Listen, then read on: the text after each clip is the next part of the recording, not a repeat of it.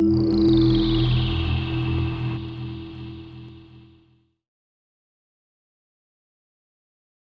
let me start, actually finish, by giving huge praise to Shachar for his analysis. I think it's near perfect. It's absolutely wonderful. It's part of a tradition that grows up of actually understanding national criminal law, our own domestic criminal law, by observing the other phenomenon.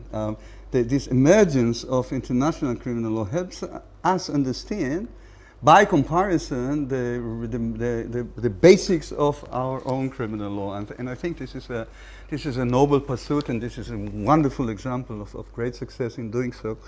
So I will only add a point of view, add an explanation as to why I think the fight against this huge hostility against group criminality and growing hostility against group criminality typifies domestic criminal law and is still, and this is part of my point, still is not existent or emphasized in ICL, in international criminal law. And I think the simple truth about ICL glares us in the eye so brightly that we are blinded to this simple truth that I think explains all derivations, all the issues and that is that this is not the law of a state. This is the first time in the history of mankind where human criminal law, non-human criminal law, religious criminal law that is executed by the Almighty is not new. But the idea that there be human criminal law not as an organ of state, capital S, not any specific state, but not as an organ of state is totally new to mankind. Human law in human history was always civil.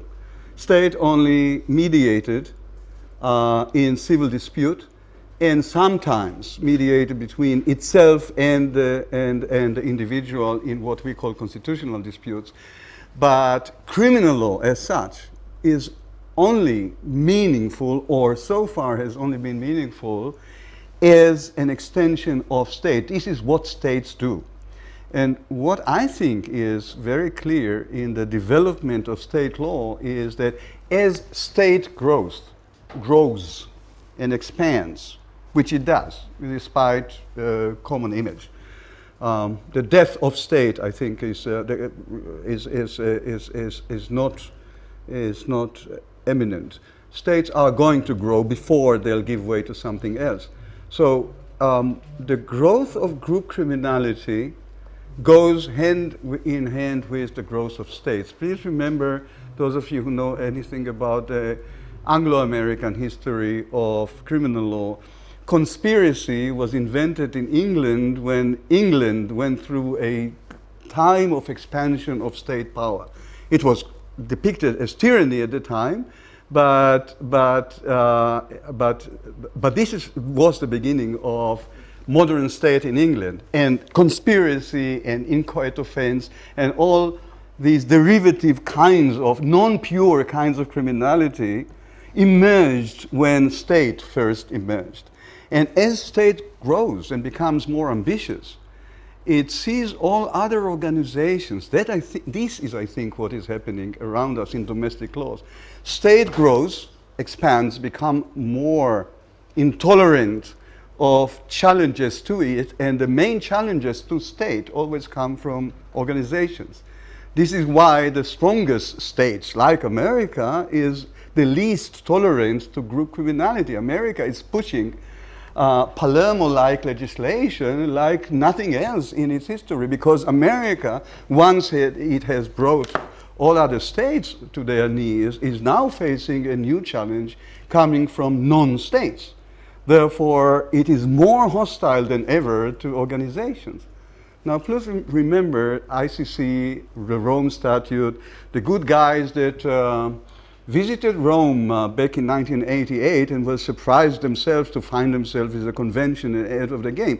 They were good guys. They were saintly good guys from the different NGOs and a group of Australians and Canadians who had a good time in Rome, and a convention emerged out of it.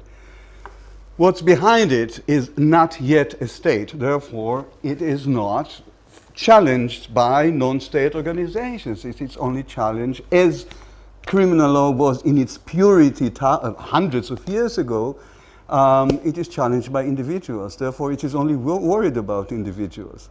Why am I saying so far? Because the signs are growing.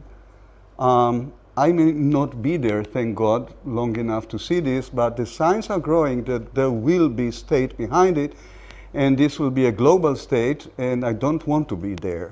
When there will be a global state, there will be no escape. But if I'm right in assuming that there is no criminal law without a state, then the emergence of ICL, which many of us may celebrate, is a precursor of a huge, huge threat to humanity, and that is the emergence of a global state. And I'll finish by saying that the science I see to it is this, that when the good guys were there in Rome, gathered in Rome, they thought that they would create a law and a court that will be totally detached from the UN.